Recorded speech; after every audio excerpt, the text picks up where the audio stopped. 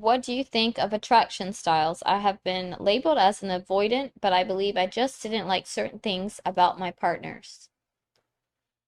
Well, I don't really look at those things or get too in depth, but at the end of the day, what creates attraction is what creates attraction. So if a woman's got a certain, is it attraction style? Is that right? Attachment style is, Yeah.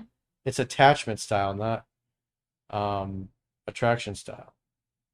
So women that are more fearful, if you fuck up or you display weakness, they're going to stay away longer than a woman that grew up in a healthy environment and she doesn't have those attachment issues.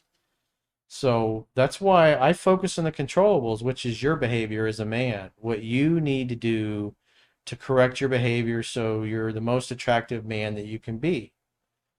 And whether a chick's got a certain attachment style or not, again, if she's more fearful and more avoidant, she's going to stay away longer than a normal, healthy girl would. So you just have to keep that in mind. As long as your behavior is appropriate, she'll stay away, she'll come back. It shouldn't bother you how long or how little she stays away. You just shouldn't care. Good at approaching and breaking the ice. However, after doing this, girls always go for my friends. I do the hard work, but they get the benefit. Well, you probably should read the book and figure out what you're doing that's turning them off. And the other thing that you gotta consider is that why are you involving your friends with women that you just started dating? Because as the book says, you don't do group dates, you don't introduce them to your friends or your family until she's in love with you and until she's asked you to be her boyfriend. So that tells me you're probably a cherry picker and you haven't read the book, and so that's on you, bro.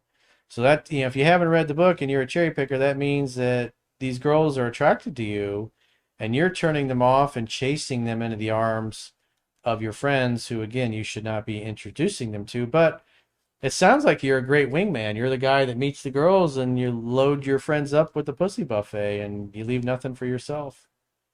So Mike Latoris, even Corey simped. It's like, dude, I have made every fucking mistake everybody else has made before. So, that's how I learned all this shit. You fuck up a lot, you learn a lot, you learn what works, you experience a lot of pain, and you realize that sucks. I'm not going to do that again very much. Why does no contact work so well if they left you, even when they're upset at you?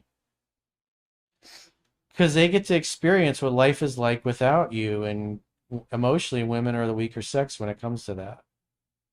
It's especially if they treated you like dirt, acted like you weren't worth their time, and they broke up with you, dumped you, and rode off into the sunset. That's why you go no context, because they get to experience what life is really like without you around. And what happens is they go out on dates, they talk to other people. I mean, you just heard Caroline and Jade talk about how much it sucks being single for girls. They go out on a few bad dates and they realize, oh, that guy wasn't so bad after all. Then they reach back out. Yeah, I haven't heard from him. Did he meet somebody else? Did he meet a girl who's hotter? Does he like the new girl more than me? Is she prettier than me? That's the way they are. Men that have choices and options, they ride off into the sunset. And it's amazing how it works. It's counterintuitive because as a man, you feel like you got to do something. You feel like you got to chase them to get them to come back. But if they wreck the relationship, they got to fix it. And, they get to experience life without you. So it's very powerful. Rejection breeds obsession.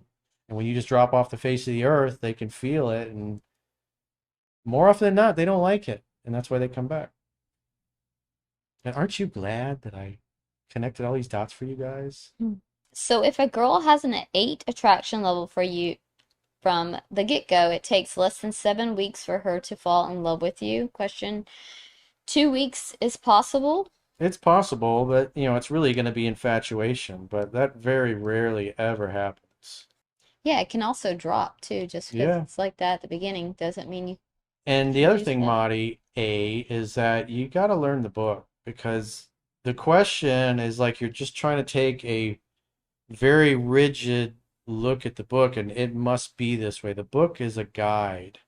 And if you understand the principles and the philosophies, you can kind of apply it and judge the woman based upon how she's showing up, not, okay, well, I had 7 dates, so now she should be in love with me, but it doesn't appear she is. Well, it depends on how you show up and what you do. Maybe you're doing it, saying things without realizing it that are unattractive, and it's keeping her from falling in love with you.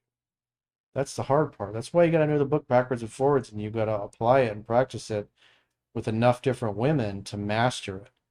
Why does telling a girl with a boyfriend to reach out if it doesn't work out work so well? Girl is someone I see frequently at the gym. Does that change things?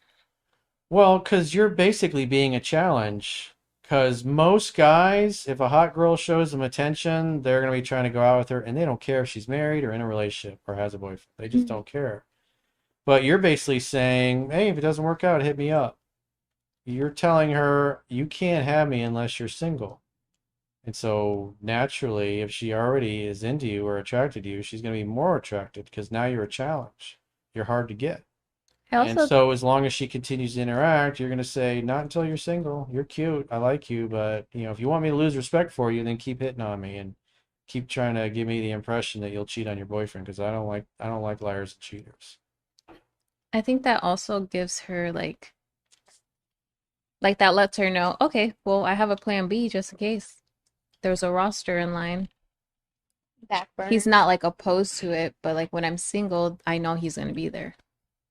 Well, she's also trying to get him to chase and engage for attention and validation, probably to become part of her Frankenstein boyfriend project, and he's not having it. He's like, Mhm. hey, if you're ever single, hit me up. But Yeah. other than that, it's like, I'm not going to get involved with you.